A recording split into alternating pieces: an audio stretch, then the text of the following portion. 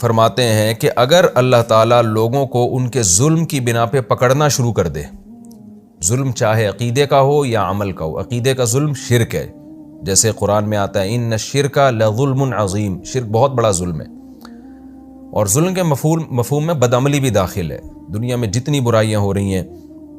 تو اللہ اگر لوگوں کو پکڑ لے، ما ترک علیہا من دابہ، تو زمین پر کوئی چلنے والی جاندار چیز کو زندہ نہ چھوڑے، ولیکن یؤخرہم الی اجل مسمی، لیکن اللہ سب کو مؤخر کر رہا ہے، مہلت دے رہا ہے ایک متعین وقت تک کے لیے۔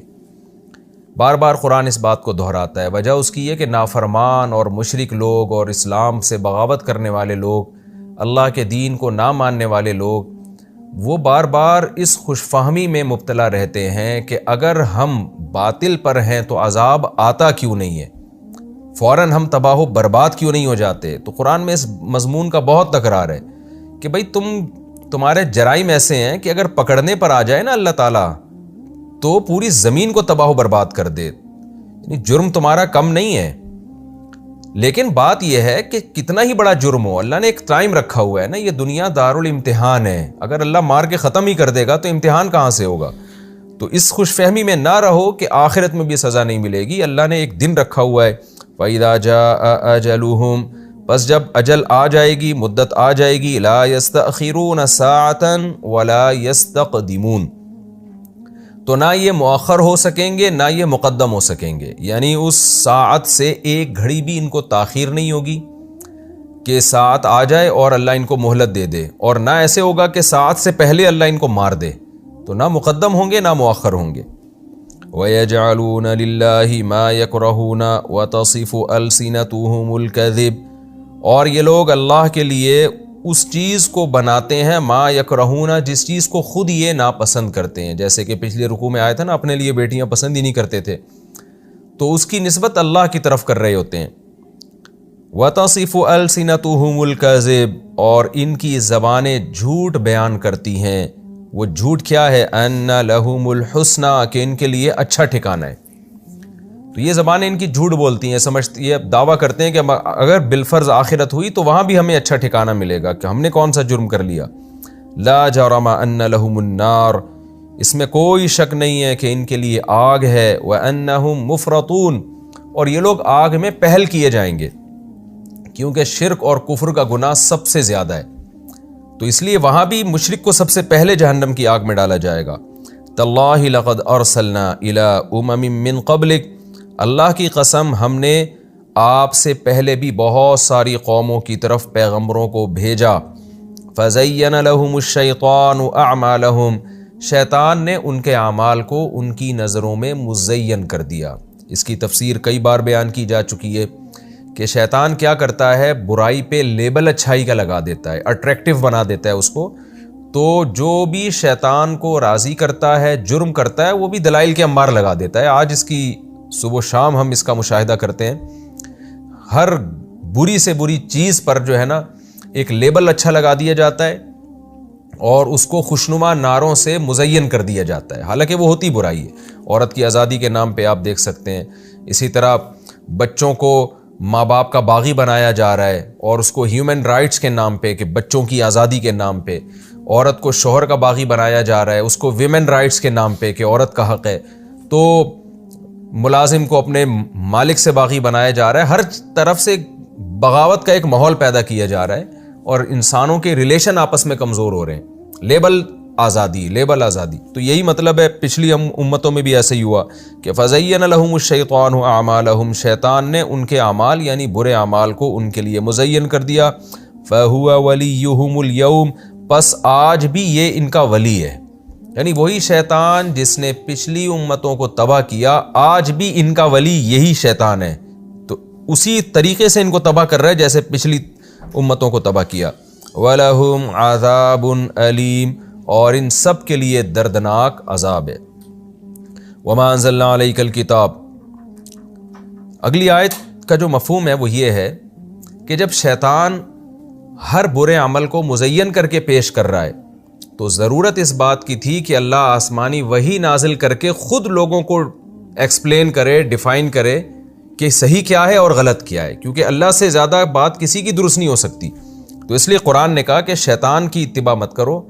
یا لوگ جس غلط کو صحیح کہہ رہے ہیں، صحیح کو غلط کہہ رہے ہیں، تو لوگوں کے پیچھے مت چلو، کیونکہ ہم نے جو قرآن نازل کیا ہے نا، یہی مسئلہ حل کرنے کے لیے کیا ہے۔ وہ کیا مسئلہ ہے؟ وما انزلنا علیک الکتاب، اور نہیں نازل کی ہم نے آپ پر کتاب، الا لتبین،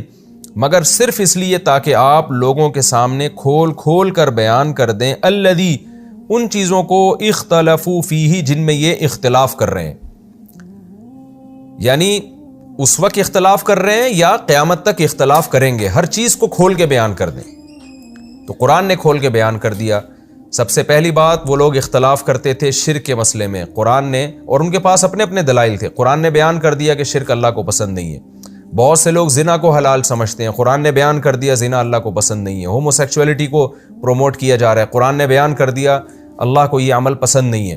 وراثت کے احکام ہیں، یعنی جو بھی ایسے احکام ہیں جس میں انسان ڈیبیٹ کر کے بحث مباحثہ کر سکتا تھا اور انسان کی زندگی کے لیے وہ انتہائی اہم تھے، تو قرآن نے ان کو ایکسپلین کر کے انسانوں کے لیے بحث کا راستہ بند کر دیا۔ اور یہ اللہ نے احسان اس لیے کیا کہ تاکہ شیطان کو موقع نہ مل جائے، کیونکہ شیطان بڑے بڑے لوگوں کی عقل کو اچکتا ہے، جو غلط کو صحیح اور صحیح کو غلط کہہ کے معاشرے میں فساد پھیلانے کی کوشش کرتے ہیں۔ تو اس لیے اللہ نے فرمایا کہ ہم نے اس لیے نازل کیا تاکہ جن چیزوں میں لوگوں کا اختلاف ہوگا نا، یعنی جو انسان کے لیے بہت بنیادی چیزیں ہیں، اس اختلاف کو قرآن بیان کر دے۔ وَہُدًى، اور یہ ہدایت ہے، اس میں صحیح گائیڈنس ملے گی، وَرَحْمَةً، اور اس میں رحمت بھی ہے، کیونکہ جب آپ کو سیدھا راستہ ملے گا، آپ اس پہ چلیں گے تو اللہ کی بھی آپ پر رحمتیں اور برکتیں ہوں گی۔ لِقَوْمٍ يُؤْمِنُونَ، مگر یہ سب ان لوگوں کے لیے ہے جو ایمان لانا چاہتے ہیں، جو ہٹ دھرم اور ضدی لوگ ہیں، جو چاہتے ہی نہیں ہیں کہ ہمیں حق ملے تو ہم اس کو فالو کریں گے، ان کو اس قرآن سے بھی کچھ حاصل ہونے والا نہیں ہے۔ واللہ انزل من السماء ماء، میں نے آپ کو بتایا تھا کہ سورہ نحل میں زیادہ تر اللہ نے اپنی نعمتوں کو بیان کیا ہے۔ نحل بھی شہد کی مکھی کو کہتے ہیں نا، تو وہ بھی اللہ کی نعمت ہے۔ تو سورہ نحل کا جو زیادہ مضمون ہے وہ اللہ کی نعمتوں کے گرد گھومتا ہے، درمیان میں بار بار توحید کی اہمیت اور شرک کی نفی اور برائی کی مذمت بیان ہوگی، تو اللہ دوبارہ پھر اسی مضمون کی طرف آ رہے ہیں۔ واللہ انزل من السماء ماء، اللہ وہ ذات ہے جس نے آسمان سے پانی برسایا،